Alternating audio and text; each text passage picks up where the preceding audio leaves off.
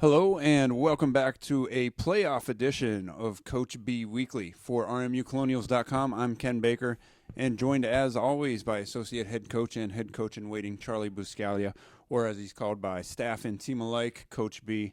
And Coach B, you guys are coming off of a quarterfinal victory against Fairleigh Dickinson last night, 68-59. And you guys will move on to take on number 2 seeded Bryant. That game Wednesday night at 7 o'clock at Chase Athletic Center. You can watch that on ESPN3 or on NEC Front Row, or just go to the Colonials, RMUcolonials.com, and go to the schedule, and we'll have the links there for you. But Coach B, getting into yesterday's game, a slow start. FDU goes on a 10-0 run in the first quarter. They take a 14-5 lead. You guys used the timeout, and you came out of that timeout with a big run. What was the difference over the first 6 minutes of that game, and then how you guys came out of that timeout? Well, early on in the game, I think the team had a sense of worrying about getting beat to the basket so much early on that they weren't getting up and playing that pressure defense and that ability to cause a turnover type of defense. We were letting them reverse the ball, and they were very comfortable in what they were doing offensively, and we had to do a better job of getting up after it and understanding that our defense is going to create a lot of our energy on offense. And, whether we hit shots or we don't going forward, it's going to be our defense that's going to dictate whether we win or lose the game. So as much as we hit some shots and we went on a run there, a lot of it had to do with the defense changing and stepping it up. And then over the course of the next, quarter and a half, their point total was nowhere near what they came out and started scoring early on against us. And you talk about defensively, and certainly your focus on defense had to be Kelsey Cruz and Erica Livermore. And I feel like Livermore started off quickly, but out of that timeout and over the last 15 minutes or so of the first half, the team did a really good job of concentrating on Cruz and Livermore. I think they only combined for 2 points in that last 15 minutes. We did a great job of understanding that Livermore is a special post player in this league, left-handed. She's very agile, and I give her all the credit in the world for how much she has come back from one of the most devastating injuries a women's basketball player ever has to go over, which is an ACL. And we knew that she was going to be very tough to stop. If you gave her any inclination she could go left, she was going to go left and hit tough shots going left. Some of her baskets, even in the late in the game where she got some extra buckets, were very difficult shots going to her left, like scooping and hooking, and special kind of players going to hit special kind of shots. So, the team did a great focus on that. They did a great job of focusing on understanding how tough a shot she can hit. And for that stretch of time, I think we really, really made things difficult on her to go to her left and to get in her comfort zone. And that was a big part of the game. You're right. That really set the tone, as that they weren't able to just use their big two as we took them both out of the game for a while. And we talked about a little bit of a slow start, but one player who has not been having slow starts for you lately has been Megan Smith. She's really upped her game in the last 3 weeks or so. And yesterday, a very strong first quarter for you, really a strong first half. Just talk about the role that she's kind of been developing into here this season. Yeah, when I say someone's a good starter, I don't mean like they're a good starting lineup player. I mean like she really has come out of the gate well and started off games, and I think her focus has been strong going from the warm-up into the routine into the getting out on the court and just being ready to go right in there and to do the things that we went over. And that's important. It's important to have players that early on in the game are understanding now how to get themselves into that mode of, I'm going to come right out here and I'm going to show the other team that I'm going to be a force today, and that helps out other people get into the game also, which might be a guard that needs to get an open shot, or a center, Mullering or Warmack, who needs to get freed up because they have to start compensating for her around the basket, putting things in and finishing so well. And it's been nice to see her starting to respond. This time of year, you're going to see certain players really understand what this time of year means, and it's good to see that out of her being a sophomore now, and she's growing in that process. And one of the things you touched on there that, we'll just touch on briefly and then move on, but the post passing has really improved, I feel, over the last month of the season as well. Yeah, it's so funny because we've referred so much in the early season, especially about Artemis, how she was such a great post passer. And, we compare a lot of great things to how she did it.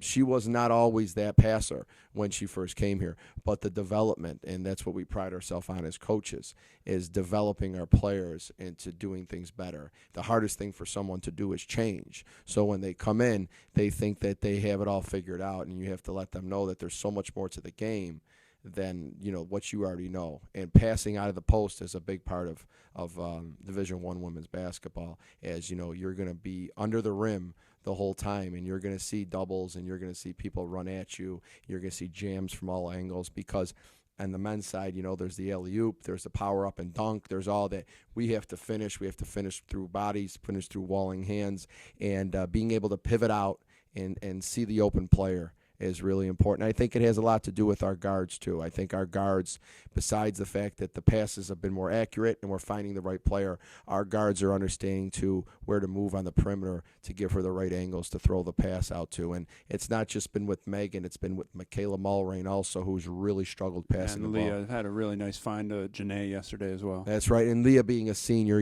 again, she's wasn't under our tutelage for her whole career, but this season I've even seen this year a lot of development with her passing ability of getting it in and out. So that's something that I feel like we're going in the right direction on, and they're going to probably test us to the biggest degree, coming up here on, our next game on Wednesday. All right, now let's talk about Anna Nikki Stammer-Lamprou because she had a whale of a game yesterday. She showed up for you guys the last two postseasons. She was an all-tournament selection as a rookie. She was an all-tournament selection again last year. And then yesterday afternoon, she goes out, scores a season-high 24 points. One of the things she did as well, she hit 4 3-pointers, and with that, she actually passed up Sade Logan for second all-time on RMU career 3-point list. But I think what I was most impressed with Anna Nikki's performance was she did not really start out well. She missed a few open shots early on, but she kept at it, and she really finished well and got herself to the free throw line, kind of changed her game to what was working for her yesterday. Yeah, Anna's done a good job now down the stretch here of understanding, that the first couple shots aren't going to make or break her from having a good performance. And shooting is always something players, and especially young players, they really zero in on whether they played well because they shot well or they played bad because they shot bad. And her energy stayed up. She played a big bulk of minutes for us, and while she was out there, she was a steady nucleus and a steady, good mindset for us. A lot of times, certain players on your team will dictate the mood of the way the game is being played, the mood of the tempo, the mood of the energy, the accountability. And, we've been getting a good, steady effort from her when it comes to whether she makes the shot or misses the shot in the last few games. And it's, again, good to see at this time of year if someone had been struggling with that at some point in the season where she's had her ups and downs with that this time of year she's elevating her mental part of the game, and that's going to be big for us going in. Yeah, and certainly Anna Nikki stepped up with 24 points yesterday. Lou Maddley had 10 points, and then again, you guys had 10 players in the scoring column. Looking ahead, you have a Bryant Bulldog coming up. You split the regular season series. You won at home here, handing them their first conference loss of the year. One up to their place, and they had a fairly comfortable lead against you for most of the game, but you guys pushed at the end and made it a tight game. I think it ended up being a 6 or an 8-point ball game, but you had it down to one possession in that last minute. What do you take from those first two meetings that you can apply to this next one? You take from it that the game is a 40-minute game, and at any point in the game, something could happen that's going to change the whole tempo or change the whole dynamic. Someone gets in foul trouble. Someone has to come out. Team's on a 10-0 run. We're on a 10-0 run. The game is 40 minutes. So when you get off to a great start, it's a great feeling, and sure, it helps.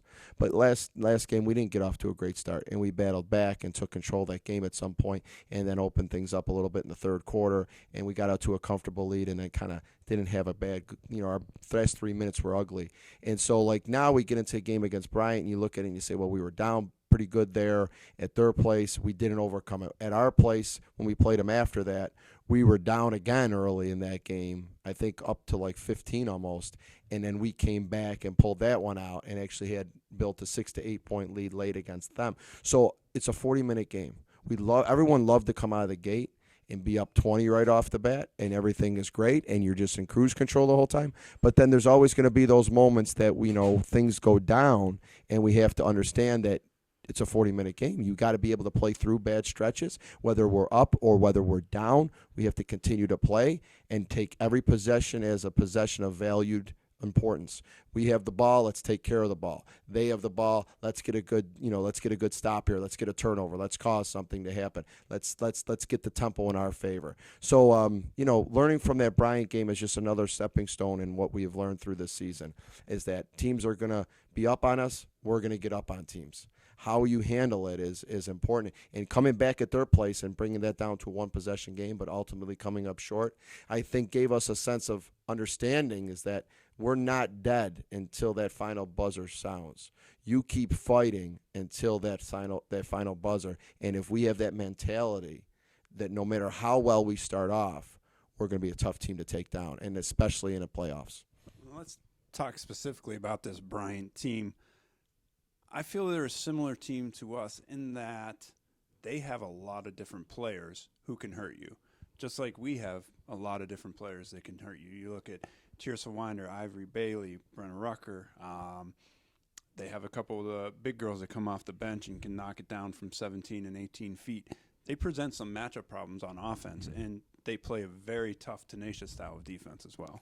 You got to know how to play them. You got to know, you got to know what they like to do, how they like to get to the basket, what kind of actions they use to get into the lane, or how they like to get the ball inside. And you got to make sure you have good schemes, whether it's a man, whether it's a zone, whether you press, no matter what you do, you got to understand what they're trying to accomplish, and you got to make them uncomfortable. And they do have a nice lineup. And, obviously they've had an injury this year that has changed things up for them a little bit with the way they've been rotating with Weiner going down.